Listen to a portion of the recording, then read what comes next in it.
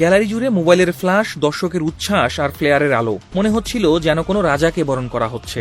আসলে হচ্ছিলও তাই। মিশরীয় ফরোয়ার্ড মোহাম্মদ সালাহকে স্বাগত জানাতে তুরস্কের ট্রাবজন শহর যেন রূপ নিয়েছিল এক উৎসবের নগরীতে।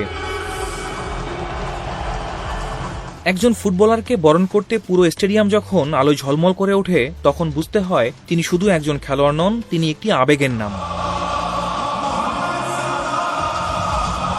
লিভারপুল ছাড়ার পর ফ্রি ট্রান্সফারে তুরস্কের ক্লাব ট্রাবজনস্পরে যোগ দিয়েছেন ৩৪ বছর বয়সী এই তারকা। বৃহস্পতিবার আনুষ্ঠানিক ঘোষণার আগে পাপারা পার্ক স্টেডিয়ামে আয়োজন করা হয় জমকালো সাইনিং সেরিমনি, যেখানে যোগ দিতে তুরস্কের বিভিন্ন প্রান্ত থেকে ছুটে এসেছিলেন হাজার হাজার সমর্থক। ক্লাবের ঘোষণা অনুযায়ী ২ বছরের এই চুক্তিতে সালাহ মৌসুমপ্রতি পাবেন প্রায় ১,৭০,০০,০০০ ইউরো, বাংলাদেশি হিসেবে যা প্রায় ২৪২ কোটি টাকার কাছাকাছি।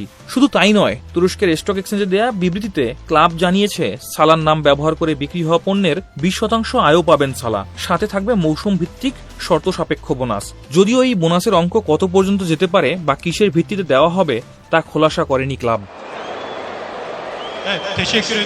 চুক্তিতে সইয়ের পর সালাহ জানিয়েছেন ট্রাবজনে পাওয়া ভালোবাসা তার জন্য একেবারেই নতুন অভিজ্ঞতা। সালাহ বলেছেন, গত কয়েকদিনের অভিজ্ঞতা আমার জীবনে আগে কখনো হয়নি। সবাই আমাকে যে ভালোবাসা দেখিয়েছে তা আমি কল্পনাও করিনি। আমি এখানে জিততে এসেছি, এই ক্লাবের হয়ে সবকিছু জিততে চাই। সালাহর আগমনে স্বপ্ন দেখতে শুরু করেছেন ট্রাবজনস্পর সমর্থকেরাও। গত মৌসুমে তুর্কি লিগে তৃতীয় হওয়া দলটি এখন